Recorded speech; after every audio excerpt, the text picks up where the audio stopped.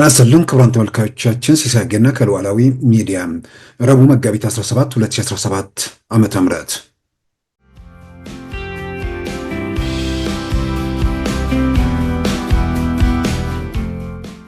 መስከረም ላይና ታህሳስ ላይ ነው የኛ ድክመት ይሆናል። ልጆቻችን ሲቀሩ ብለን አለመምጣታችን አሁን ግን እየጸጸተን እኛም ብንሆን ዝም በማለታችን ተሳስተናል። ሀገር ላይ የሚዘርፍ ምንድነው? ሀገር ላይ በሬ ሲነዳ ጎረቤትን በጠመንጃ ሲወስደው ምን እያየህ ነው ጥያቄ ነው። ምንሻን ሰላም አስከባሪ መከላከያን ህዝብ ካረዳው እንዴት አርጎ ነው ሊሰራ የሚችለው? እንዴት ነው ሰላም ሊመጣ የሚችለው? አይተነው ማንናው በ130 ብር አንድ ኩባያ ህለም የሚያስገዙና ያለው እነሱ ናቸው። ልማት ተቋረጠ። በርበሬ 1 ኪሎ በርበሬ 600 ብር ገዛን። 1 ኪሎ ቡና 700 ብር ገባ። በማን ነው? በእነሱ።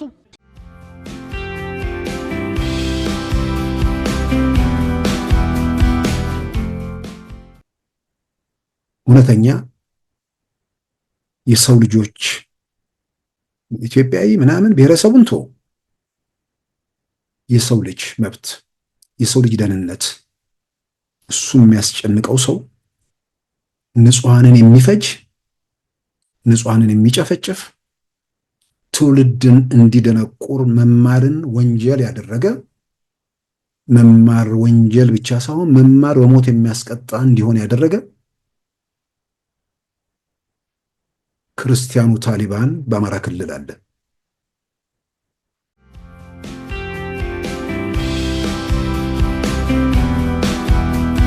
ወልቃይት ጠገዴ የትግራይ አካል ነበር የሚል ካለው ታሪክ ካለው እንነጋገር ብለን በማድበስበስ የትግራይ ህዝብ ስሜት ውስጥ አስገብተው ተመልሰው በጉልበት መያዝ ነው የሚፈልጉ። የምንግባባው ሁላችን እውነት ይዘን ህግን ተከትለን የጋራ የምናደርገው ሐሳብን ተጋርተን እንኖራለን እንጂ አንዱን ለአንዱ በጉልበት አንበርክኮ መኖር የሚቻልበት ወቅትም ሁኔታም አይደለም።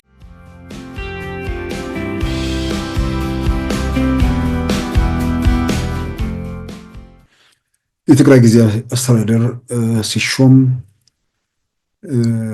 ሹመቱን ተከትሎ እንግዲህ እንዳልኩት በተወሰነ ደረጃ እነዛው ከወረዳ ከቀበሌ ጀምሮ ሁሉ ነገር እየተቆጣጠረ የከተማ ከንቲባ እየሻረ ሬዲዮ ጣቢያ በእጁ ያስገባው ኃይል አሁንም የሱን ፍላጎትና ምኞት ማሳካው ደግሞ የማይመልስለት ነው ከተገኘ ቀጥታ ወደ ግጭት ሊገባ የሚችልበት ሁኔታ አለ። ምናልባትም ደግሞ መንግስት ወደ ግጭት ማያስገባ ሁኔታ በተለይ ከቲፒኤልኤፍ ጋር አይደለም ብለው የቲፒኤልኤፍ ጉዳይ የተያዘ ነገር ነው ከኤርትራ ጋር በሌላ መንገድ የጀመረው ነገር ካለ የፈለገውን የመሾም እድሉ ሰፊ ነው።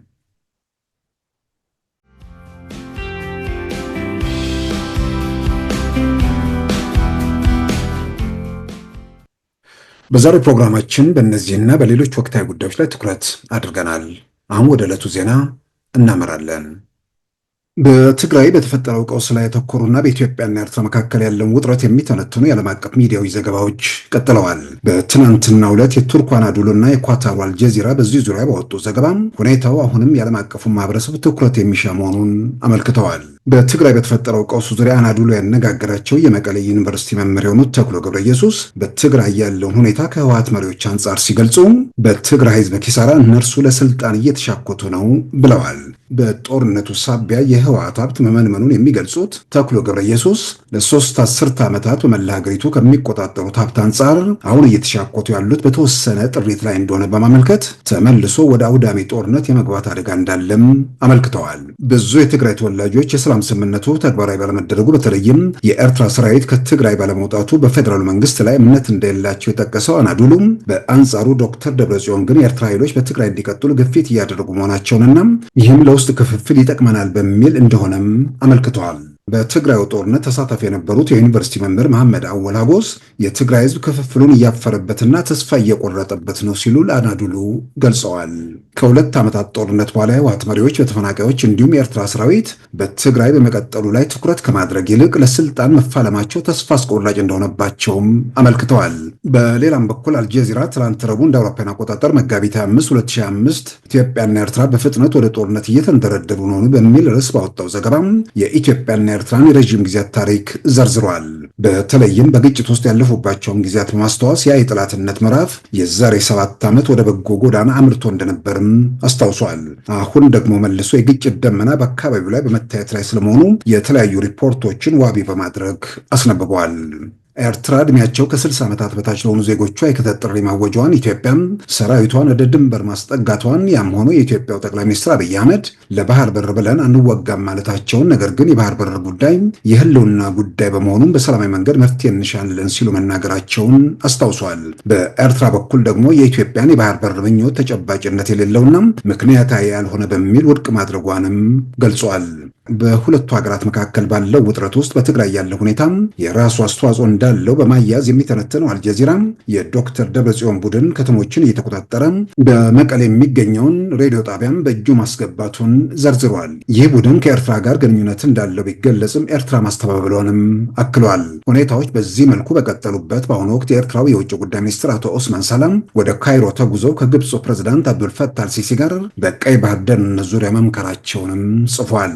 አልጀዚራ ዘገባውን ሲያጠቃልልም የኤርትራዊ ሰብአዊ መብት ድርጅት ለዓለም አቀፉ ማህበረሰብ ያደረገውን ጥሪ አስታውሷል። ሂውማን ራይትስ ኮንሰርን ኤርትራ የተባለው ተቋም በኤርትራ ከ60 ዓመታት በታች የሆኑ ዜጎች የክተት ጥሪ መታወጁን በመግለጽ ይህ በኤርትራ ማህበረሰብ ዘንድ ድንጋጤ መፍጠሩንና ሌላ ዙር ጦርነት እየመጣ ነው የሚል ስጋት ማስከተሉን በማንሳት የተባበሩት መንግስታት ድርጅት፣ የአፍሪካ ህብረትና የሚመለከታቸው መንግስታት ጣልቃ ገብተው በሁለቱ ሀገራት ላይ ግፊት በማድረግ አደጋውን እንዲቀለብሱ ጥሪ ማቅረቡን አስታውሷል።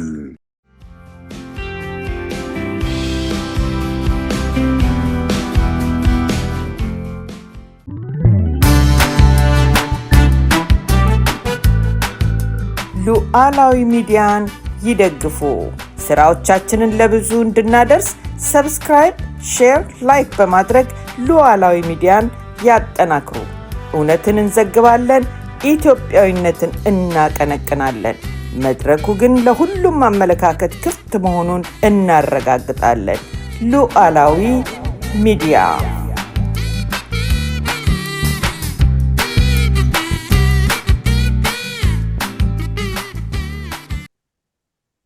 ክቡራን ተመልካቾቻችን የትግራይ ጊዜያዊ አስተዳደር የስልጣን ዘመን ባለፈው መጋቢት 9 2017 ማብቃቱ ይታወቃል። ከዚህ ጋር በተያያዘም ጠቅላይ ሚኒስትር አብይ አህመድ በዛሬው ዕለት መልእክት አስተላልፈዋል።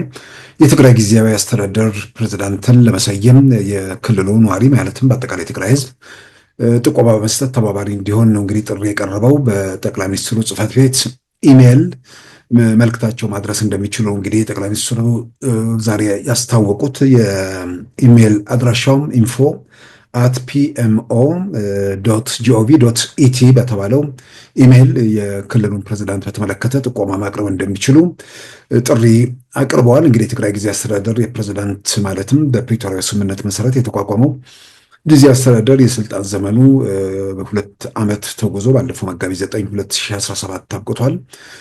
ለዛ መነሻ የሚያደርገው 2 ዓመት መጋቢት 9 2015 ዓ.ም የሚኒስትሮች ምክር ቤት ተሰብስቦ የትግራይ ጊዜያዊ አስተዳደር እንዲሰየም ደንብ ያወጣበት ቀኑ 5/33/2015 በሚል የተቀመጠው ደንብ ነው። በዛ መሰረት የተቋቋመ አስተዳደር ስለሆነ ያኛው 2ኛው ዓመት ላይ የስልጣን ዘመኑ ያበቃል። ያንን የስልጣን ዘመን ለማራዘም የሚኒስትሮች ምክር ቤትም ወይ ደግሞ የፓርላማውም ሳይሆን የፌዴሬሽን ምክር ቤት ነው ማራዘም የሚችለው።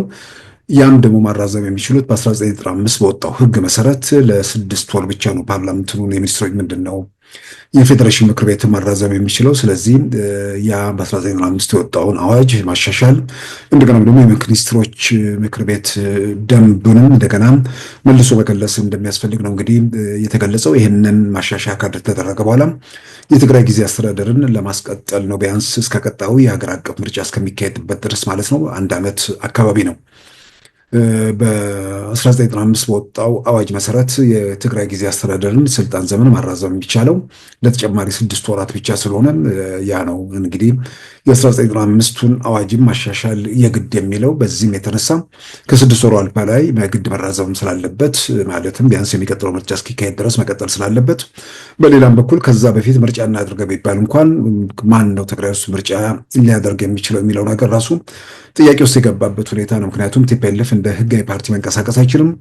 እንደ ህጋዊ ፓርቲ መንቀሳቀስ ቢችል እንኳን በጋራ አንድ ላይ ሆነው መቆም የሚችሉበት ሁኔታ አልተፈጠረም። ስለዚህ ህወሓት ማን ነው የሚለው ራሱ ባለየበት ሁኔታ ውስጥ በ6 ወራት ውስጥ ምርጫ ማድረግ የሚቻልበት ሁኔታ እንደማይኖር ግልጽ ነው። ስለዚህ የኢትዮጵያም ሀገር አቀፍ ምርጫ እየተቃረበ ከመምጣቱ ጋር ተያይዞ በአጠቃላይ ምርጫው በአንድነት የሚካሄድበት ምዕራፍ ላይ እንደተደረሰ ነው የሚታምነው። ስለዚህ የጊዜያዊ አስተዳደሩ የስልጣን ዘመን ለተጨማሪ 1 ዓመት ይራዘማል ተብሎ ይጠበቃል። እንግዲህ ያ ከተራዘመ በኋላ ደግሞ የክልሉ ፕሬዝዳንት ማን ይሁን የሚለው አሁን ጎልቶ ወጣ ጥያቄ ነው። በተለያየ መንገድ አቶ ጌታቸው እንደወረዱና ጀነራል ታደሰ ወረደ እንደተሾሙ በተለይ የዶክተር ደብረጽዮን ደጋፊዎች አስቀድመው መረጃውን በስፋት አሰራጭተው ነበር። አሁን በግልጽ በአደባባይ እየታየ ያለው ነገር መረጃው ሐሰት መሆኑን የሚያረጋግጥ ነገር ነው።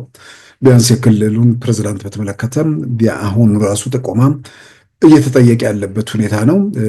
ጥቆማ እየተጠየቀ ያለው መንግስት እሱ ባቀደውና በህብረተሰቡ ፍላጎት መካከል ክፍተት አለ የለም የሚለውንም በተወሰነ ደረጃ ለማሳየት ይረዳል ተብሎ ይታመናል። በትክክል ደግሞ የህብረተሰቡን ፍላጎት ይገልጻሉ የሚለውም ደግሞ ራሱ ጥያቄ ውስጥ የሚገባ ነገር ነው። ምን ያህሉ ሰው ነው ፍላጎቱን በኢሜይል መግለጽ የሚችለው የሚለውም ራሱ በተወሰነ ውስንነቶች እንዳሉበት ይጠበቃል። ተሳትፎ የሚያደርጉት ደግሞ ራሳቸው የትግራይ ተወላጅ ብቻ ሳይሆን ሌላም ሰው ያንን አስተዋጽኦ ተሳትፎ እንዳያደርግ የሚከለክለው ነገርም የለም። እነዚህ ሁኔታዎች ግምት ውስጥ ገብቶ ምናልባት መንግስት ከዚህ ባሻገር ሄዶ ታዋቂ ሰዎችን በተለያየ መንገድ ለምሳሌ ሃይማኖት አባቶችን ትግራይ ውስጥ ያሉ ሃይማኖት አባቶችን በሆነ መንገድ ማስጠየቅ የሚችልበት ሁኔታ ቢኖር፣ የሀገር ሽማግሌዎችን ማስጠየቅ የሚችልበት ሁኔታ ቢኖር፣ እንደገናም ደግሞ የህወሓት ውስጥ በተለያየ ኃላፊነት ላይ ያገለገሉና የራሳቸው ሚና የነበራቸው ዛሬ ደግሞ ከዛ ቡድን ጋር ግንኙነት ሊኖራቸው ላይኖራቸው ይችላል። ግን የቀደሙ የህወሓት ሰዎች አሉ። ለምሳሌ እንደነ ጀነራል ሳሞራ ዩኑስን እንደነ አቶ ገብሩ አስራት እንደዚህ መሳሰሉ ሰዎችንም በተወሰነ ደረጃ ፍላጎታቸውንና ሀሳባቸውን እንዲያጋሩ መጠየቅ የሚቻልበት ሁኔታ ቢኖር ጊዜ አስተዳደሩን በተመለከተ ባለው ነገር ላይ የተወሰነ መንግስት የተሻለ መደምደሚያ ላይ ወይ ደግሞ የህብረተሰቡን ፍላጎት ግምት ውስጥ ያስገቡ ሁኔታዎች ላይ ለመድረስ ያለውን እድል ያሰፋል። እርግጥ ነው ደግሞ የመንግስት ፍላጎትና በአንዳንድ ኃይሎች በአንዳንድ ወገኖች ደግሞ ያለው ፍላጎት የተለያየ ሊሆን ይችላል። ዞሮ ዞሮ ግን ትግራይ ውስጥ ሰላምን አረጋግጦ ዘላቂ ምርጫ መደረግ የሚችልበት ሁኔታ እስኪፈጠር ድረስ ያንን እንዴት ማስኬድ ይቻላል የሚለው አንዱ እሱ ነው። ሁለተኛ በህብረተሰቡ ጥያቄና መሬት ላይ ባለው እውነታ መካከል ደግሞ ያለውን ነገር እንዴት ማስታረቅ ይቻላል የሚለውም ራሱ ግምት ውስጥ መግባት ያለበት ነገር ይመስለኛል። ህብረተሰቡ ምናልባት አቶ ጌታቸው መልሶ ሊፈልግ ይችላል። ምናልባትም ከአቶ ጌታቸውን ባሻገር ደግሞ አሁን ባሉት ምንድነው ካሁን ካለው ኃይል ጋር በተለይም ክልሉን ለመቆጣጠርና በጉልበት ሁሉ ነገር ለመደፍጠት ከሚሞክረው ኃይል ጋር የሚቃረኑ ለምሳሌ ጀነራል ጻድቃንን ሊል ይችላል። ከዛም ውጭ በአጠቃላይ የሚሄድበት ህብረተሰቡ ፍላጎት እነዚህ ትግራይ ውስጥ ወንጀላቸውን ለመደበቅና ሁሉም ነገር በራሳቸው ፍላጎት ቁጥጥር ስር ለማድረግ የሚሞክሩ ኃይሎች እንዳሉ በተግባርም እየታየ በተጨባጭም እየተገለጠ በመጣበት ሁኔታ ውስጥ እነዚህ ወገኖች የማይቀበሉት እነዚህ ወገኖች ጋር ቅራኔ ውስጥ ያለን ኃይል ትግራይ ውስጥ አስተዳዳሪ አድርጎ በመመደብ የተረጋጋ ሁኔታ መፍጠር ይቻላል ወይስ ቀጥታ ወደ ግጭት መሄድ ነው የሚቻለው የሚለው ነገር እሱ ደግሞ ራሱ ግምት ውስጥ መግባት ያለበት ነገር ይመስላል። እንደሚመስለኝ መንግስት እነሱ በፈቀዱት ጊዜ በፈለጉት ሰዓት ሳይሆን እሱ በፈቀደው መጠን ወደ ግጭት የሚገባም ከሆነ እሱ በመረጠው ጊዜና ሁኔታ ውስጥ እንጂ እነሱ በፈለጉትና በፈቀዱት መንገድ መሆንም ስለሌለበት የሚሾመው ሰው ምናልባት ቀጥታ ግጭት የማያስነሳ ወይ ደግሞ ከነዚህ ሰዎች ጋር ቀጥታ ማላትም መሆኑ ግምት ውስጥ የሚገባል ብዬም አምናለሁ። ምናልባት በግሌም ካሉ አጠቃላይ ሁኔታዎች ሳይ እነ ጀነራል ታደሰ የተሻሉ ምርጫ ናቸው ብዬ አምናለሁ። የተሻሉ ምርጫ የሚሆኑት ምናልባት የትግራይ ህዝብ በእናቱ ጌታቸው ደረጃ ላይ ፈልጋቸው ይችላል። እናቱ ጌታቸው ደግሞ ቢመጡ ጉልበጣ እያደረገው ኃይል ቀጥታ ወደ ኮንፍሮንቴሽን መግባት ይፈልጋል። ያ ደግሞ ከኤርትራ ጋር ተያይዞ የሚመጣው ጣጣ አለ። ስለዚህ ሰዎቹ በፈለጉበት ሳይሆን ኢትዮጵያ መንግስት በፈለገበት ሰዓት አንዳንድ ነገሮችን ለመከወን እነዚህ ነገሮች ግምት ውስጥ መግባት ስላለባቸው ምናልባት የህብረተሰቡ ፍላጎትና መሬት ላይ ያለው እውነታ አብሮ ሊጣጣም ይችላሉ የሚለው ራሱ አብሮ መታየት ነው ያለበት ይመስለኛል። ምናልባት መንግስት ውሳኔዎች ላይ ለመድረስ የህብረተሰቡን ፍላጎት አጤኑ፣ የህብረተሰቡ ፍላጎት ደግሞ መሬት ላይ ካለው ነገር ጋር የሚቃረንም ከሆነ ምናልባትም የሚመጣውንም ነገር ለመቀበልና ወደ ቀጣዩ ምዕራፍ ለመጓዝም ካሰበም እነዛን ሁኔታዎች ሁሉ ግምት ውስጥ ሊያስገባ ይችላል ተብሎ ይታመናል። ስለዚህ የትግራይ ጊዜ አስተዳደርን በተመለከተ መንግስት ያቀረበው ጥሪ እንግዲህ ምናልባት በዚህና በቀጣዮቹ ቀናት አንድ እልባት አግኝቶ የትግራይ ጊዜ አስተዳደር ይሾማል ተብሎ ይጠበቃል። የትግራይ ጊዜ አስተዳደር ሲሾም ሹመቱን ተከትሎ እንግዲህ እንዳልኩት በተወሰነ ደረጃ እነዛው ከወረዳ ከቀበሌ ጀምሮ ሁሉ ነገር እየተቆጣጠረ የከተማ ከንቲባ እየሻረ ሬዲዮ ጣቢያ በእጁ ያስገባው ኃይል አሁንም የእሱን ፍላጎትና ምኞት የማያሳካ ወይ ደግሞ የማይመልስለት ሆኖ ከተገኘ ቀጥታ ወደ ግጭት ሊገባ የሚችልበት ሁኔታ አለ። ምናልባትም ደግሞ መንግስት ወደ ግጭት የማያስገባ ሁኔታ በተለይ ከቲፒኤልኤፍ ጋር አይደለም ብለው የቲፒኤልኤፍ ጉዳይ የተያያዘ ነገር ነው ከኤርትራ ጋር በሌላ መንገድ የጀመረው ነገር ካለ የፈለገውን የመሾም እድሉ ሰፊ ነው።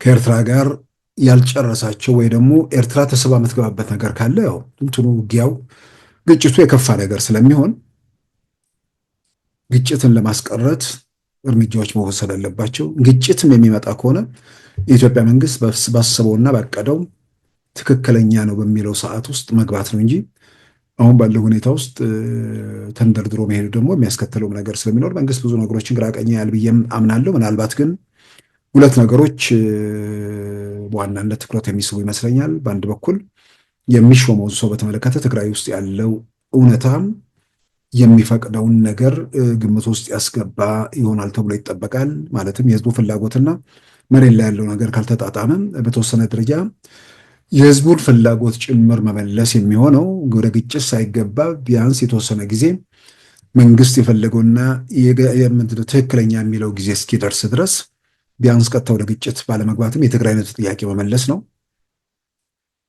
ግጭት ውስጥ የሚያስገባ ሾሞ ግጭት ውስጥ መግባት ያው የትግራይ ህዝብ እየፈለገው ቢሆነው ወደ ግጭት የሚያስገባ ከሆነ የትግራይ ህዝብ ጥያቄ ለአጭር ጊዜ እየመለሰ አይደለምና ለረጅም ጊዜ በማሰብ የአጭር ጊዜ ጥያቄዎችን መመለስ አስፈላጊ ስለሆነ መሬት ላይ ያለው ሁኔታ ግምት ውስጥ ገብቶ የሚሾመው ሰው ይሾማል ተብሎ ይጠበቃል። በሌላ በኩል ያው የኢትዮጵያና የኤርትራ መካከል ያለው ነገር ዓለም አቀፍ ትኩረት በጣም የሳበ ጉዳይ ስለሆነ በተለያየ መንገድ ጥሪዎችም ግፊቶችም በተለያዩ ወገኖች እየተካሄዱ ስለሆነ የተባበሩት መንግስታትም የአፍሪካ ህብረትም መንግስታትም ጉዳዩ ላይ ግፊት እንዲያደርጉ በተለያየ መንገድ እየተጠየቀ ስለሆነ በዚህ ረገድ ያሉ ጥረቶችና የተገኙ ውጤቶች ካሉ በኢትዮጵያና በኤርትራ መካከል ነገሮች እየለሰለሱ ወይ ደግሞ ወደ ግጭት የሚወስዱ ነገሮች አለመኖራቸውን ከተረጋገጠ የኢትዮጵያ መንግስት የትግራይ ህዝብ የሚፈልገውን ነገር አሁኑኑ ተግባራዊ ማድረግ የሚከለክለው ነገር የለም። ከቲፒኤልኤፍ ጋር ቲፒኤልኤፎችም ኤርትራን ካልተማመኑ ኤርትራ ላይ ካልተመረኮዙ እነ ዶክተር ደብረጽዮን ወደ ግጭት ሊሄዱ የሚችሉበት ሁኔታ የለም። ወደ ግጭት ቢሄዱም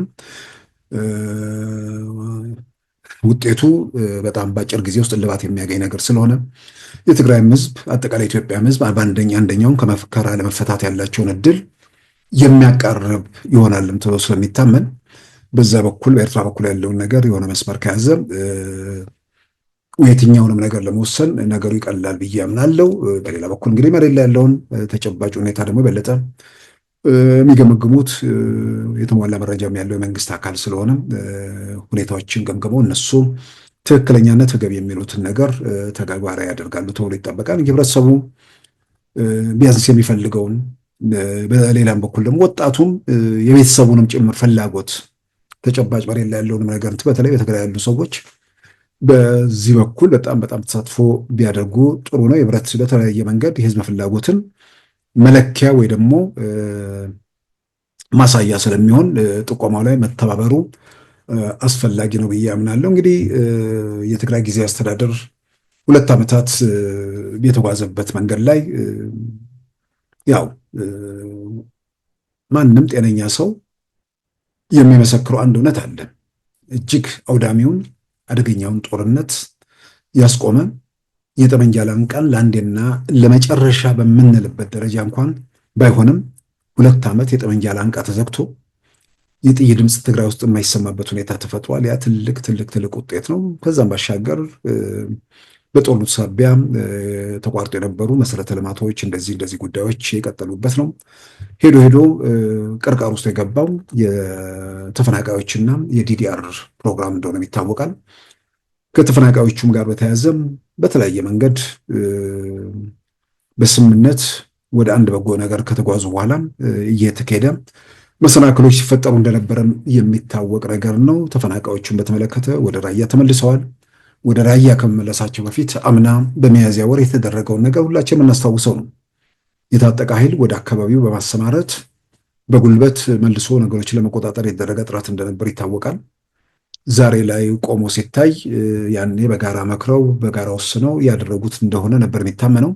ስለዚህ ውስጣቸው ትግል ይደረግ ስለነበር የውስጥ ትግል ውጤት እንደሆነ በአንድ በኩል ይታመናል። በሌላም በኩል ደግሞ ያው የትግል ውጤትም ይሁን ሌላ የምንበለው ቀጥታ ወደ ግጭት ለመግባት ፍላጎት ያለው ቡድን መኖርም የሚያሳይ ነው። ስለዚህ ራያ አካባቢ ላይ በእንደዛ በጉልበት መጥተው ለመያዝ ያደረጉት ሙከራ ነበር። ያው መጨረሻ ላይ ባሰቡት መንገድ ባይሆንም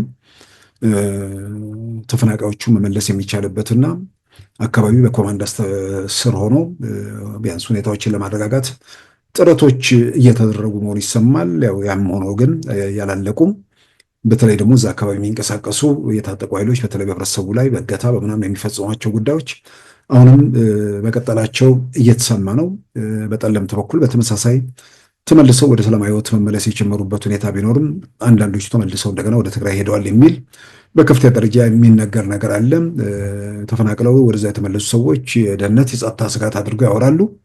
የደህንነትና የጸጥታ ስጋት ከፊሉ መጥቶ እዛው እያለ የተወሰኑት የጸጥታ ስጋት ብቻ ተብሎ እንዴት ተመለሱ የሚለው ራሱ መታየት ያለበት ነገር ነው። ምናልባትም ይህንን ለፖለቲካ ፍላጎት የሚፈልጉ ሰዎች ሰዎቹን እየተጠቀሙባቸው ነው ወይንስ በተጨባጭ ስጋቱ አለ? ይህንን መንግስትም በተገቢው የሚያየው ይሆናል ብዬ አምናለሁ። ከወልቃይት ጋር ተያይዞ ነው እንግዲህ ትልቁ ነገር የቲፒኤልኤፍ ሰዎች የፕሪቶሪያውን ስምምነት ላለማክበር በዋናነት ከወልቃይት ጋር ተያይዞ የሚያነሷቸው ነገሮች ናቸው ያሉት። የትግራይ ሉዓላዊ ግዛቶች መመለስ አለባቸው የሚል መከራከሪያ ነው።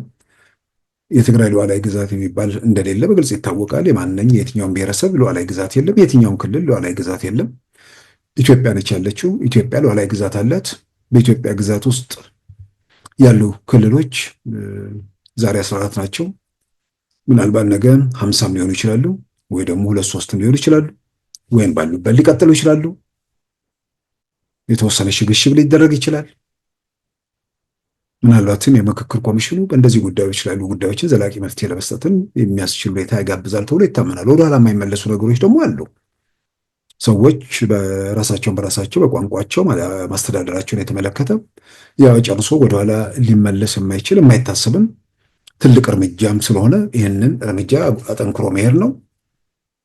ግን አከላለሎቹን በተመለከተ ይህንን ግምት ውስጥ ያስገባ፣ በሌላ በኩል ደግሞ ለአስተዳደር አመቺነት ከዛም ባሻገር ደግሞ ውዝግቦችን በተወሰነ ደረጃ በሚፈታ መንገድ እልባት መስጠት አስፈላጊ ስለሆነ እነዚህ ነገሮች እንግዲህ ከዚህ ከምክክር ኮሚሽኑ ጋር ተያይዞ መፍትሄ ያገኛሉ ተብሎ ይጠበቃል። ስለዚህ የሉዓላዊ ግዛት የሚባል ነገር የለም።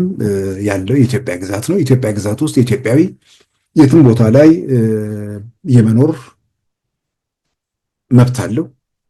የመኖር መብት ብቻ ሳይሆን በአካባቢው በሚኖርበት አካባቢ ላይ በስልጣንም በየትኛውም መንገድ የመሳተፍ የመኖሪነት የዜግነት መብት አለው። ስለዚህ ትግራይ ምድር ነው ወልቃይት ውስጥ የትግራይ ተወላጅም ይሁን የአማራ ተወላጅም ይሁን ሌላም ይሁን እዛ ቦታ ላይ ነዋሪ እስከሆነ ድረስ እዛው በአካባቢው ላይ ምንድነው በምርጫም ይሁን ከምርጫ ውጭ በሆነ አደረጃጀት የሚፈጠር ነገርም ይሁን በዛ ሂደት ውስጥ የመሳተፍ መብት አለው። ስለዚህ ወልቃይትን በተመለከተ በሚነሱ ጉዳዮች ላይ ጤነኛ አእምሮ ያለው ሰው ድንኳን ውስጥ መጠለያ ውስጥ ሆኖ ቁርና ሐሩር የሚፈራረቅባቸው ሰዎች ወደ ቤታቸው በሰላም ተመልሰው በነፃነት ከወንድሞቻቸው ጋር መብታቸው ተከብሮ የሚኖሩበትን ነገር የማረጋገጥ ጉዳይ ላይ ነው ጭንቀት ሊይዞ የሚገባ ነው። ተፈናቃዮቹ ተመልሰው መብታቸው አለመገደቡን በሰላም ደህንነታቸው ተጠብቆ መኖራቸውን እነዚህን ነገር ላይ ነው ትኩረት መደረግ ያለበት እንጂ ህወሓት ከመቀሌ ሄዶ ያስተዳደር የሚለው ነገር ብዙ ትርጉም ያለው ነገር አይመስለኝም። ስለዚህ ይሄንን መሰረት አድርገው ነገሮችን ቅርቃር ውስጥ ለማስገባት ነው እንግዲህ የተሞከረው። ያው አቶ ጌታቸው መጨረሻ ላይም ቢሆን ተናዘዋል። ለተፈናቃዮቹ መስተጓጎልም ለዲዲአር ፕሮግራሙ መጓተትም እንደገናም አሁን በቀደም ከሳምንት በፊት ይጀምራል የተባለውም እንደገና የቆመበትን መንገድ የኛው ጥፋት ነው ብለዋል። ከወልቃይት ጋር ተያይዞ ትላንት ነው ከትላንት ወዲያም ሁመራ ከተማ አካባቢውን እያስተዳደሩ ያሉት ኃላፊዎች ከትግራይ ተወላጆች ጋር ስብሰባ መቀመጣቸውን ተሰምቷል። በአማራ ክልል ቴሌቪዥን ላይም ተላልፎ አይቼዋለሁ። እዛ የተላለፉ መልእክቶች አሉ። የአካባቢ አስተዳዳሪዎች እንዲሁም ደግሞ የዞኑ የጸጥታ ዘርፍ ኃላፊና ምክትል ፕሬዚዳንቱ ወይ ደግሞ ምክትል ኃላፊው አቶ ኮሎኔል ደመቀ ዘውዱም በመድረኩ ላይ ሲናገሩ ሰምቻለሁ። በተለይ ኮሎኔል ደመቀ በዛ መድረክ ላይ የተናገሩት በአማራ ክልል ቴሌቪዥን ላይ የተላለፈውን ለተከታተለ ሰው ከዛ የተሻለ መፍትሄ አለ ብዬ አላምንም። ጥያቄ ካለ ጥያቄያችንን በአግባቡ አድርገን በሕግና በስርዓት እንፍታው። እኔም እዚህ መብት አለኝ፣ እናንተም እዚሁ መብት አላችሁ። ተከባብረን መብታችን ተጠብቆ በሰላም መኖር እንችላለን። ጥያቄዎች ካሉ ጥያቄዎቻችንን በሕግ አግባብ መፍትሄ ማግኘት ይኖርበታል። በጉልበት የሚሆን ነገር ለማናችንም አይበጅም በሚል ኮሎኔል ደመቀ በዛ መድረክ ላይ ያደረጉት ንግግር አለ። የእናንተ መብት ከኛ መብት ያነሰ ነው፣ ከዚህ በኋላ ጥያቄ የሚባል ነገር የላችሁም የሚል ነገር አይደለም። ጥያቄያችንን በሕግ አግባብ እናስተናግድ፣ ሁላችንም እዚህ በሰላም መኖር እንችላለን፣ መብታችን ተከብሮ እንከባበር የሚል ጥሪ ነው። እንግዲህ በንግግር እንፍታው፣ በሕግ እንፍታው።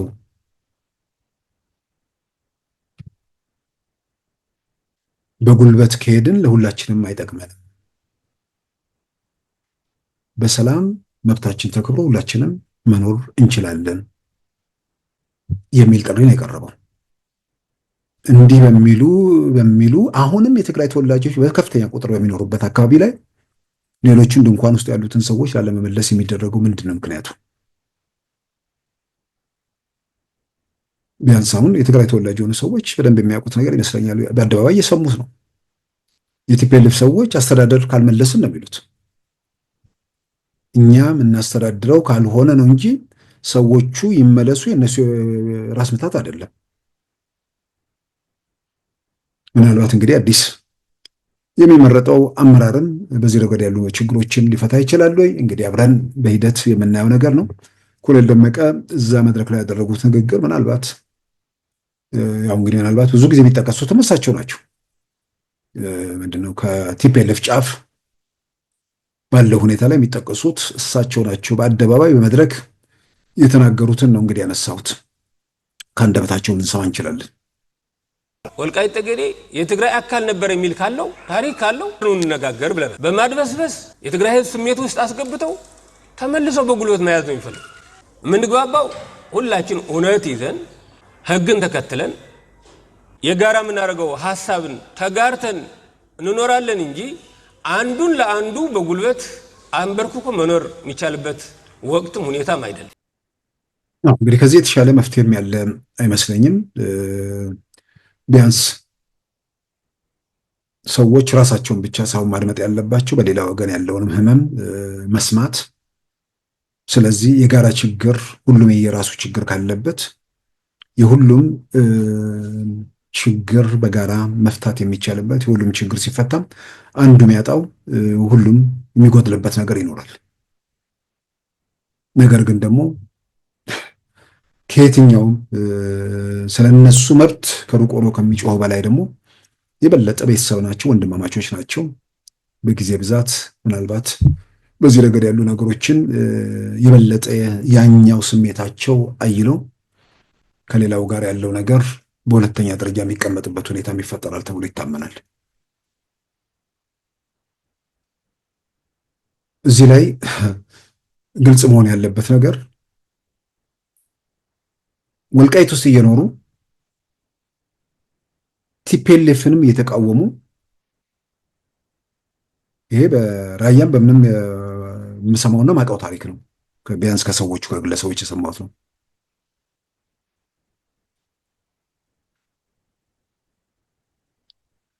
ምን ይላሉ? ትግራይ ነን ግን ወልቃይት ነን ይላሉ። ወደ አማራም መሄድ ወደ ትግራይም መሄድ የማይፈልጉ ራሳቸውን ችለው ወልቃይት ውስጥ ሆኑ። ልክ አሁን ራያ ውስጥም እንደዛ የሚሉ ሰዎች አሉ። አማራ ነን ወደ አማራም ወደ ትግራይ መሄድ የለበትም እዛው ወይ ራያ ወይ ወልቃይት እንደዛ ብለው የሚያስቡ ሰዎች አሉ። ወደ አማራ መሄድ አለብን የሚሉ አሉ። ወደ ትግራይ መሄድ አለብን የሚሉ ደግሞ አሉ።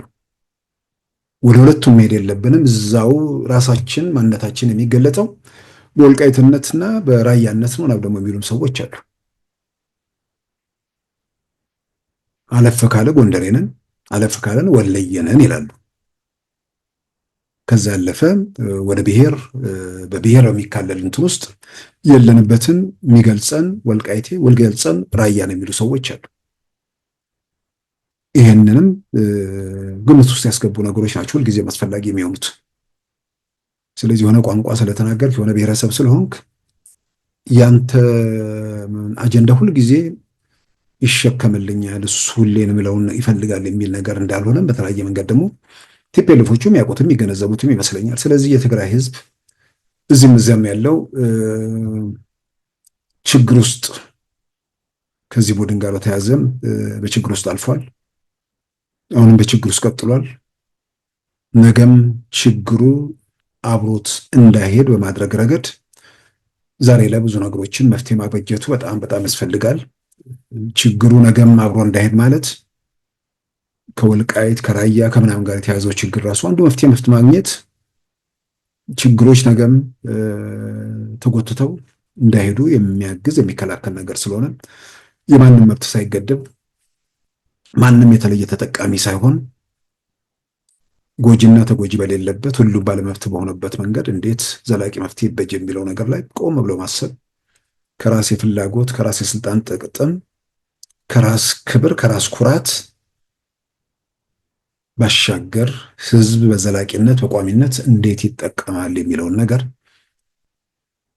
ቢያንስ ሊና ላለው ሰው ይሄንን ነው መፍትሄ አድርጎ የሚሄደው እንጂ እሱን ግላዊ እና ቡድናዊ ጥቅም ታሳቢ አድርጎ መሄድ የለበትም። ስለዚህ ከወልቃይት ከራያም ጋር ያለው ጉዳይ አጠቃላይ በዚህ ማዕቀፍ ውስጥ መፍትሄ እንዲያገኝ ቢሰራ አሁን ትግራይ ውስጥ ያለውን ነገር ሄዶ ተንከባሎ የሚያርፈው አሁን የአልጀዚራንም የአናዶሉንም የምንም ዘገባ እያየን ነው። ህብረተሰቡ ጋር ያሉ ቅሬታዎች ጋር ተያይዞ የሚነሱ ነገሮች የተፈናቃዮች ጉዳይ ይመጣሉ። ኤርትራ ሰራዊት አለ የሚል ነገር ይመጣል።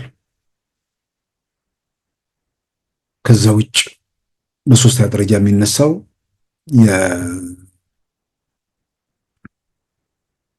የዲዲአሩ ምናምን ፕሮግራም ነው። እንግዲህ በዋናነት የዲዲአሩ በህብረተሰቡ ውስጥ በአብዛኛው የሚነሳ አይመስለኝም። በታጣቂዎቹ በኩል ግን እንደሚነሳ በደንብ እየሰማን ነው። በቃ ወደ መደበኛ ህይወት መመለስ ኑሯቸው መኖር ስለሚፈልጉ የነስም ይዛ ትንሽ መቋቋሚያ ስላለች እሷን ይዘው ህይወታቸው መምራት የሚፈልጉ ሰዎች አሉ። እነዚህን ለመመለስ ዲዲአር ፕሮግራሙ የተስተጓጎለ ወይ ችግር የገጠመው በራሱ በቲፒኤልኤፍ መሆኑ ግልጽ ሆኗል። የተፈናቃዮቹ ጉዳይም በቲፒኤልኤፍ ሳንካ እንደገጠመው ግልጽ ሆኗል። ከኤርትራ ጋር ተያይዞ ባለው ነገር ላይ እንግዲህ የኢትዮጵያ መንግስት ጋር የኤርትራ መንግስት ተነጋግረው መፍታት ያለባቸው ነገር ነው። እንደሚባለው የኤርትራ ሰራዊት የት ነው ያለው የሚለውን ነገር የኢትዮጵያ መንግስት እንግዲህ ግልጽ ማድረገው በአደባባይ እነሱ ግዛታችን ውስጥ ነው የሚል ነገር ያነሳሉ። ግዛታቸው ላይ ናቸው ወይስ ኢትዮጵያ ግዛት ውስጥ ነው የሚለውም ነገር እልባት ማግኘት አለበት። እነዚህ ነገሮች መፍትሄ ሰጥቶ ዘላቂውን ሰላም አረጋግጦ መጓዙ ጥሩ ነው። የትግራይ ጊዜ አስተዳደር እንግዲህ ለቀጣዮቹ 1 ዓመት ያህል የሚመጣው አካል ነገሮችን ያስተካክላል። የህብረተሰብ ድጋፍ ካለ በሌላም በኩል ጽንፈኛውን ከስልጣን ውጭ ማሰብ ከዛ ውጭ ማለም የማይችለውን ቡድን እንዴት ማስታገስ ይቻላል የሚለው ያው መንግስት ስራ ነው። ቀደም ሲል ባልኩት መሰረት ከበስተጀርባ የሚተማመኑበት ወይ የሚመረኮዙበት ነገር ከሌለም ኢትዮጵያ መንግስት የፈቀደውና የፈለገውን ቶሎ ለማድረግ ያለው እድል ሰፊ ነው።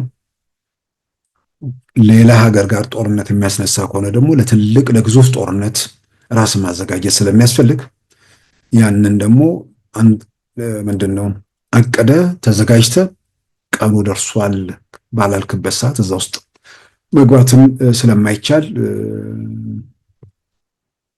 ምናልባት ያኛው ጊዜ ካልደረሰ ከኤርትራ ጋር ያለው ነገር ካልተፈታ ቀደም ሲል በገመትኩት መሰረት ቲፒኤልኤፎች ቢያንስ የማይጎረብጣቸውን ሰዎች ማለት አክራሪው ቲፒኤልኤፍ የማይጎረብጠው ሰው የመቀመጥ እድሉ ሰፊ ነው። እንግዲህ በሂደት የምናየው ነገር ነው። የተሻለ ሁኔታ እንዲፈጠርና በጎ ነገር ትግራይ ውስጥ እንዲመጣ እዛ የሚታይ በጎ ነገር ለሌላውም ይተርፋል። በሁሉም አካባቢ የሚኖሩ በጎ ነገሮች ለሌላውም ኢትዮጵያ አካባቢ የሚበጅ ነገር ነውና ሁሉም የጋራ ችግሮቻችን ተፈተው በሰላም ዘላቂ መፍትሄ በሚገኝበት ሁኔታ ላይ መሄዱ ለሁሉም ይጠቅማል። ምኞት ሊሆን ይችላል እንዲያንን ነገር ምኞትን ግን ወደ ተግባር የሚገልጹ የህብረተሰብ ተሳትፎ ነው።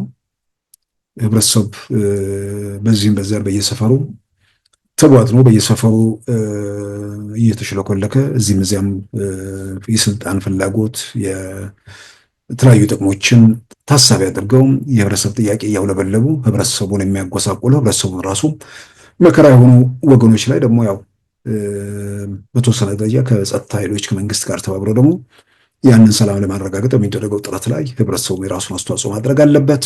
በተለይ አሁን በአማራ አካባቢ ነው እንግዲህ የኦሮሚያው እየረገበ መጣ። የትግራዩን ቢያንስ የጥይት ድምፅ እየሰማን አይደለም። ለመተኮስ የተዘጋጁ ስልጣን ከሌለን መዝረፍ የምንችልበት እድል ከተዘጋ ከስልጣንና ከዘረፋ ውጭ ህይወት ትርጉም አልባ የሚሆንባቸው ሰዎች የሌላውን ህይወት ትርጉም አልባ ለማድረግ ሊተኩሱ ስለሚችሉ ከመተኮሳቸው በፊት እንዴት አድርጎ ላንቃውን የጠመንጃውን ላንቃ የሚስበውን ምላጭ እንትን የሚለውን እጃቸውን አስቀድሞ መቁረጥ የሚቻልበት ሁኔታ ላይ ከህብረተሰቡ ጋር ሱሱ መስራት ነው። እዛ ጋር አልተደረሰም። ወደዛ እንዳይደረስ ለመስራት ያሉ እድሎች ሰፊ ናቸው ብዬ አምናለሁ። ከዛ ውጭ ግን ጥይት ድምፅ አሁን በዋናነት እየተሰማ ያለው አማራ ክልል ነው። የኦሮሚያው ያው እንዳልኩት እንትን እያለ መጥቷል። የአማራው ክልሉም ያው እየራቀ እየሰለለ ሄዷል። እሱ ጥያቄ ውስጥ የሚገባ ነገር አይደለም። ያው ሰሞኑን ምንድነው አንድነት ነው ምናምን የሚል ዘመቻ ከፍቶ አሁን አጀንዳ ሁሉ የለም። ዝም ብሎ በእንትን በዘመቻ እንዲህ ስለተባለ እኮ ውጤት አይመጣም። ዘመቻ እንዲህ የምትለው ዘመቻ ውስጥ ከማን ጋር ነው የምትዋጋው? ከፊት ለፊት ማን ነው የሚጠብቅ? ምን ይዘሃል? ምን አይነት መሪዎች ይዘ እነማንን ከጎና አሰልፈ? በአንጻሩ ደግሞ የቆመው ኃይል ማን ነው? መጣጠናው አለ ወይ? ቀደም ሲል ስሰብከው በነበርኩት መጠን የዚህ ወይም የዚያ ማህበረሰብ ጠላት ነው የተባለው ሰራዊት እንደተባለው ህብረተሰቡ አሁን ያን ሀሳብ አጀንዳ እየገዛው ነው ወይ? ይህን ሁሉ ብዙ ነገሮች ታሳቢ አድርጎ እንትን ማለት ነው። ምክንያቱም ሰሞኑን እንደሚመስለኝ ዓለም ጠቅላላ ኢትዮጵያን ከዚህ ከኤርትራ ጋር ተያይዞ ባለው ነገር ላይ በጣም ትኩረት ስቦ እየተከታተለ ነው። ከዛ ጋር ተያይዞ ደግሞ ትግራይ ውስጥ ያለው ሁኔታ ወደ ግጭት ለመውሰድ ያለውን እድል ስለሚያሰፋ ያም አብሮ እየታየ ነው እና እነዚህ ነገሮች አየሩን በተቆጣጠሩበት ሰዓት ፋኖ የሚባል ነገር እውነት ለመናገር ወዳጆቻቸውም ጭምር ረስተዋቸዋል ብዬ ነው የማምነው። ብዙ ወሬም አልነበረም። ስለዚህ አሁን አለን የሚል ነገር ለማሳየት በሌላም በኩል ደግሞ ያው አጠቃላይ ነገሮችን ሳይገመግሙ እኛ ስንተኩስም ሌላውን ተከትሎ ይተኩሳል ብለው ተስፋ አድርገው ይሆን አላቅም። መንግስት እንደሚለው ደግሞ እነ ጀነራል ምግበ ሄዱ ብለዋቸው ምልክት ሰጥቷቸው ይሁን ሁሉም የሚያውቁት እነሱ ናቸው። ግን ምንድነው እዛው ፈላ እዛው ሞቀ እዛው ፈላ አይነት ነገር ነው የሆነው እና ተነሱ እዛው የዕለት ዕለት አበቃ ማለት ነው። እንግዲህ እንደተጀመረ ዘመቻ ምናምን የተባለው ነገር ዘመቻው እንደታወጀ ያው በሆነ መንገድ ብዙ ሰዎችን ጭዳ አድርገው ተደመደመ። በምኞት በምናምን ማረክን ገደልን የሚል ነገር አሁን ዛሬ ላይ ቆመው እውነት ለመናገር ያን የሚቀበልና ያን የሚያምን ያው የደነዘዘው አለ። ግን ከደነዘዘው ውስጥም ደነዛዜ የሚለቀው ሰው ይኖራል በጊዜ ብዛት። ምክንያቱም ለድንዛዜው አስተዋጽኦ የሚያደርጉ ነገሮች አሉ። ድንዛዜ የሚጨምሩ ነገሮች ዝም ብሎ ተስፋ እያደረገ ምናምን ያ ነገር እየተነነ ሲመጣ ከድንዛዜው እየወጣ ሲመጣም የሚነገረውን ነገር ጥያቄ ማንሳት በጣም እየጨመረ ይመጣል። ስለዚህ የዓለም አቀፉ ማህበረሰብ ትኩረት የሆነ ነገር ላይ ስለነበር ትኩረት እንስባለን ተብሎ የቀረበው ነገር ትኩረት መሳብ የቻለ አይመስለኝም። እርግጥ ነው የዓለም አቀፍ ሚዲያ ሽፋን ሆኗል። አንድ ቀንም ቢሆን እነ አልጀዚራም እነ ሮይተርስም ዘግበውታል። የኢትዮጵያ መከላከያ ሰራዊት እርምጃ ወሰደ በሚል ገልጸዋል።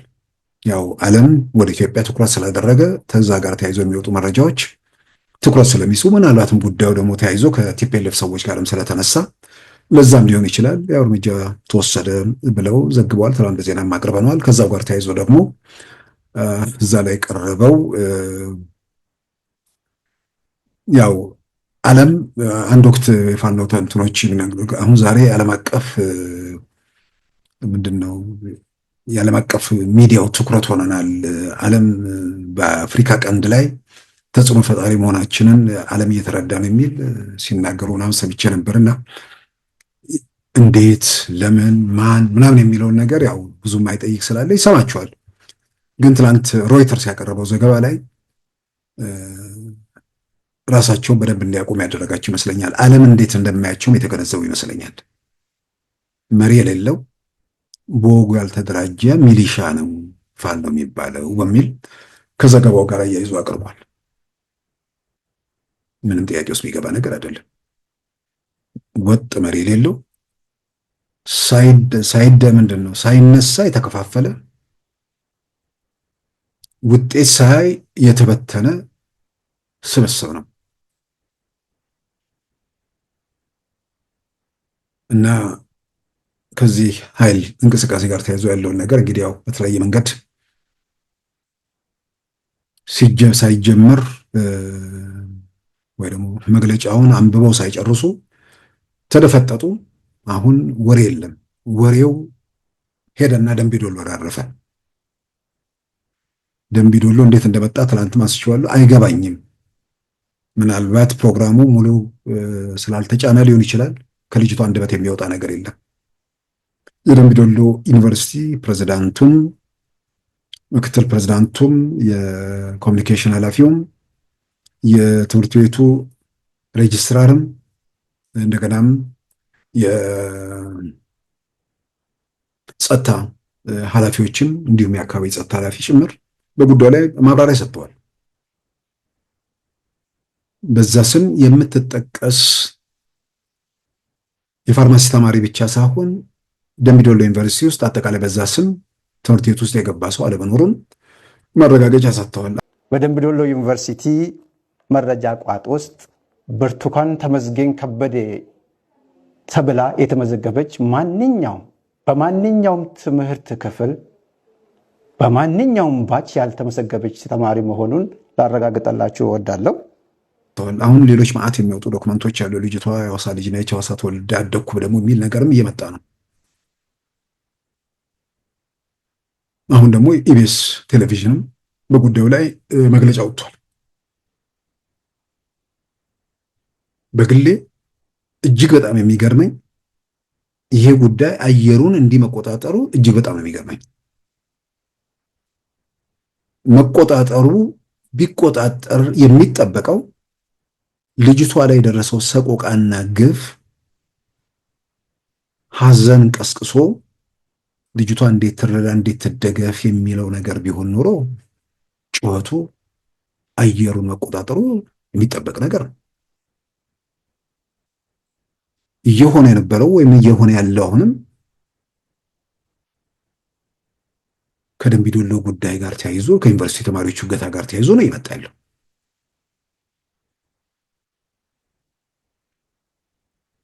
ምናልባት ሰዎች የደረሰባቸውን በደል ሲገልጹ ምናምን የሚፈጠሩ ክፍተቶች፣ ጉድለቶች ሊኖሩ ይችላሉ በሚል አንዳንድ ነገሮችን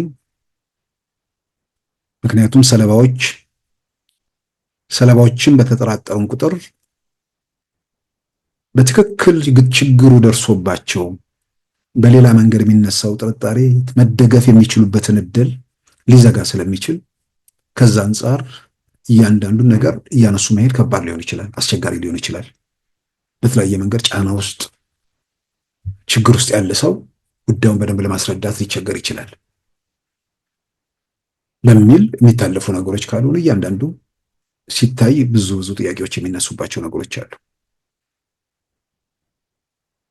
ግን እንደዚህ አይነት ስቃይ ሰቆቃ ውስጥ የቆየ ሰው ነገሮችን በትክክል ለማስረዳት ለመገንዘብ ሊቸግረው ይችላል።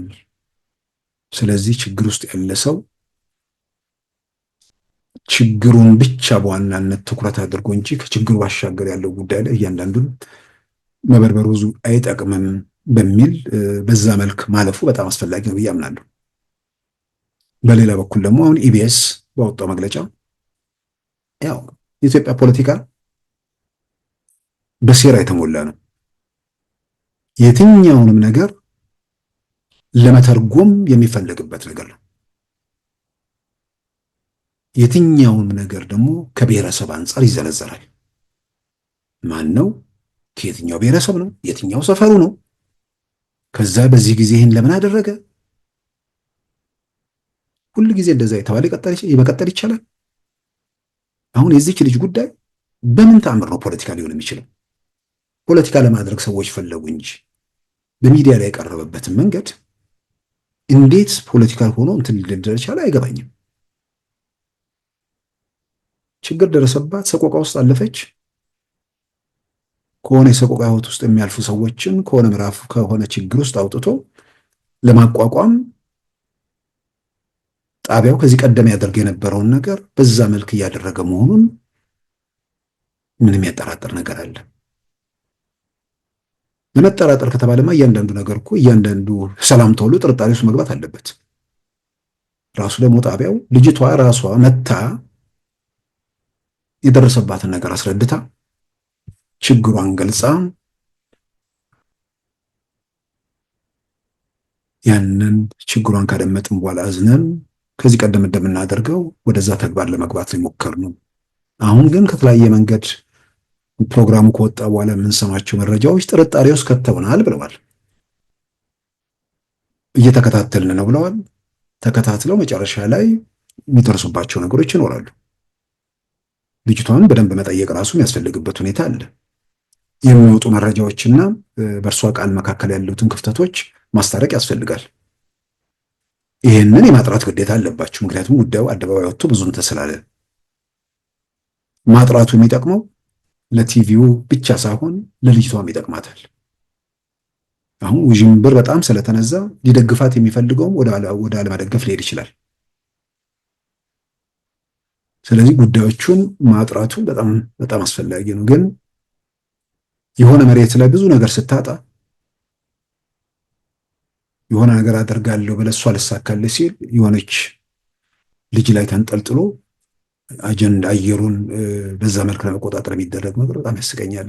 ምንድን ነው ቼንጅ ኦርግ ላይ ምናምን ፔቲሽን ምናምን እየተባለ ይወጣል። እንዲህ ስራ ፈትነት እንዳለ በጣም የሚገርም ነገር ነው። ልጅቷን ወስዶ ብሔረሰብ ሰጥቶ በዚህ ብሔረሰብ ላይ የተነጣጠረ ነገር አድርጎ ዘላለም እንዲህ አይነት ተረት እየተወራ መቀጠል ይቻላል? እንዲህ አይነት ሰቆቃ በየቀኑ በየቦታው የሚፈጸም ነገር ነው። ኢትዮጵያ ውስጥ እንዲህ አይነት ወንጀል እንዲህ አይነት ነውር በየቦታው የሚፈጸምበት ነገር አይደለም። ይህንን ሰቆቃ በትክክል ልጅቷ ላይ የተፈጸመው ከሆነ እነማን እንዴት ለምን ሲፈጽሙት እንደነበር የሚታወቅ ነገር አይደለም። ያውም ደግሞ አሁን ፋኖ ከሚባል አረመኔነታቸው በአደባባይ እየተገለጠ ያሉ ሰዎች እነሱን የሚደግፍ ሰው አሁን ስለሌላው ጭካኔ ሊያወራ ይችላል? ህፃናትን ትምህርት ቤት ሄዶ የሚፈጅ፣ መምህራንን አንበርክኮ የሚገድል፣ የገዛ አባቱን በፊልም እየቀረጸ የሚደበድብ፣ በጥይት የሚደበድብ የጭካኔ ጥግ ውስጥ ያሉ ገና ሲቆዩ ምን አይነት ማት ህዝብ ላይ እንደሚያደርሱ ራሱ ግራ የሚያስፈራ። ያንተ የምትደግፈው ስለሆነ የእሱ ነውር፣ የእሱ ወንጀል፣ የእሱ ኃጢአት፣ እሱ በንጹሐን ላይ የሚያደርሰው ሰቆቃ አይታይህም። እሱን እየደገፍክ የሌላውን ሰቆቃ የሌላውን ለማውገዝ ምን ሞራል ይኖራል? እውነተኛ የሰው ልጆች ኢትዮጵያዊ ምናምን ብሔረሰቡን ተው፣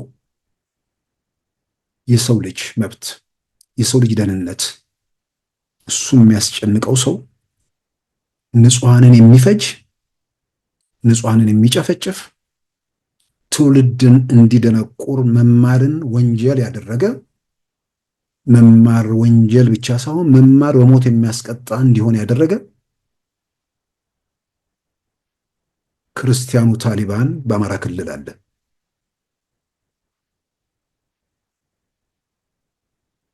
ይሄንን እያደረገ ያለ ቡድን እየደገፉ ስለ መብት፣ ስለ ነፃነት፣ ስለ እኩልነት፣ ስለ ምናምን ለመናገር የሚዳዳቸው ሰዎች ራሱ አለማፈራቸው ነው የሚገርመኝ።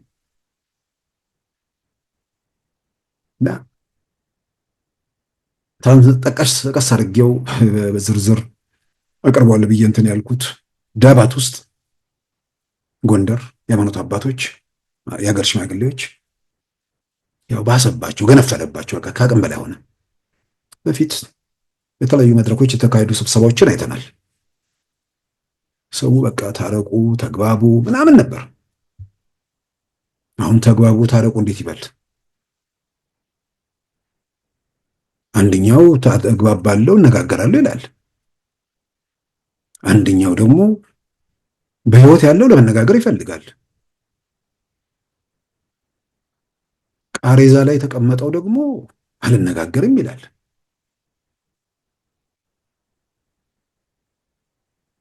ያው እዛው ጉልበቱን ማሳየት የሚችለው ደግሞ እዛው መንደር ውስጥ ምናምን ነው፣ ንጹሐን ላይ ነው።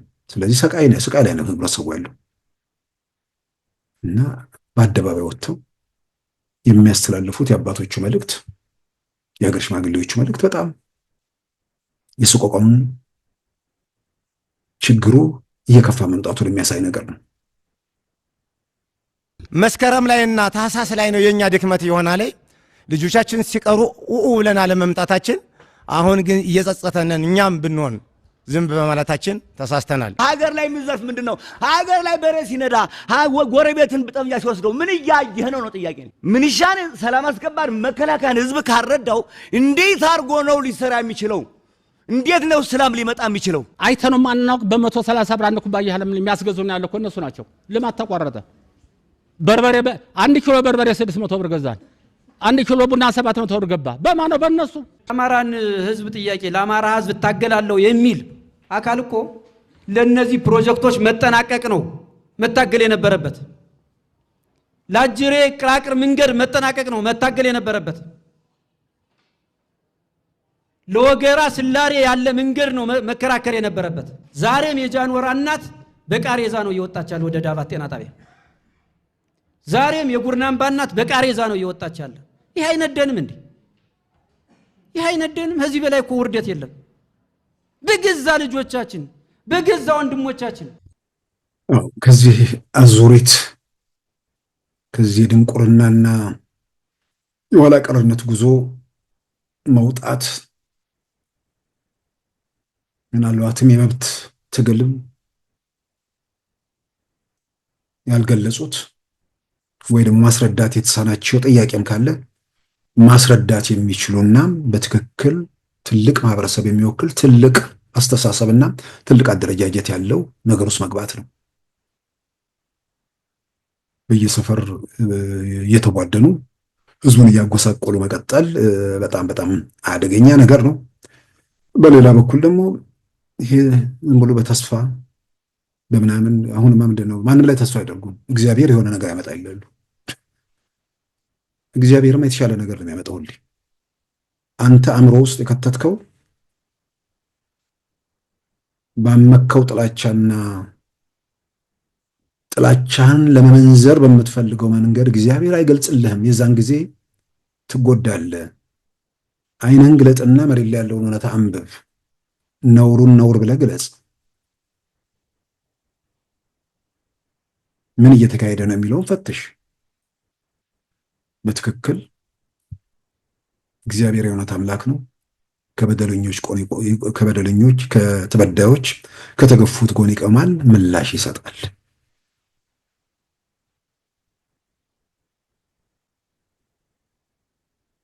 ይሄንን ምንድን ነው እየተካሄደ የሚለው በንጹህ ሕሊና ወደ ሰፈርህም ወደ መንደርህም ወደ ጥላቻም ወደ ምንም ሳትጎተት በትክክል ገምግመውና ከዛ በኋላ እግዚአብሔርን ያን አድርጎ መሰረት አድርጎ ምላሽ ሲሰጥ እንትን ትላለህ። በጥላቻ ተሞልተ እግዚአብሔር የሚመልሰው እውነቱን መንገድ ስለሆነ አንተ የእውነቱ መንገድ ለአንተ የጥፋትና የክፋት መንገድ መስሎ ስለሚታይም እንደገና ስብራቱ እየቀጠለ ሊሄድ ይችላል እና ሆነ የሰው ልጅ እግዚአብሔር የሰጠውን አእምሮ መጠቀም አለበት። ይህን እኮ ከሰዎችም ጋር በአጋጣሚ ትናንትም በዚሁ ከሰው ጋር ነበር እኮ እና ለሁላችንም የሚገርመን ነገር ነው። ምክንያት የሌለው ተቃውሞ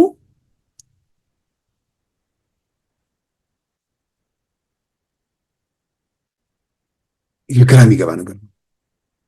ይሄው ደርሶ ይሄ ደርሶ ከዛ ወደ ዲቴሉ ሲኬድ ባለቤቱ የምትዘረዝረው ሰቆቃ የምትዘረዝረው ወንጀል ማን ላይ እንደሚያርፍ ሲያውቁ በቃ ተው እግዚአብሔር ይፈታል ይላል እና ከእንዲህ አይነት ሁኔታ ውስጥ መውጣቱ ለሁላችንም ይጠቅማል። የሚበጀውና በሚጠቅመው ጎዳና ላይ መጓዙ አስፈላጊ ነው።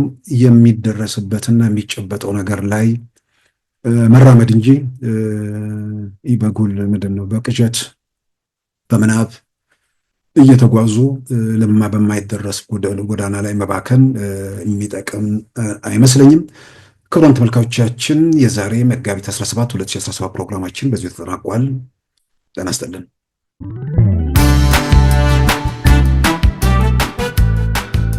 ሉዓላዊ ሚዲያን ይደግፉ። ስራዎቻችንን ለብዙ እንድናደርስ ሰብስክራይብ፣ ሼር፣ ላይክ በማድረግ ሉዓላዊ ሚዲያን ያጠናክሩ። እውነትን እንዘግባለን፣ ኢትዮጵያዊነትን እናቀነቅናለን። መድረኩ ግን ለሁሉም አመለካከት ክፍት መሆኑን እናረጋግጣለን። ሉዓላዊ ሚዲያ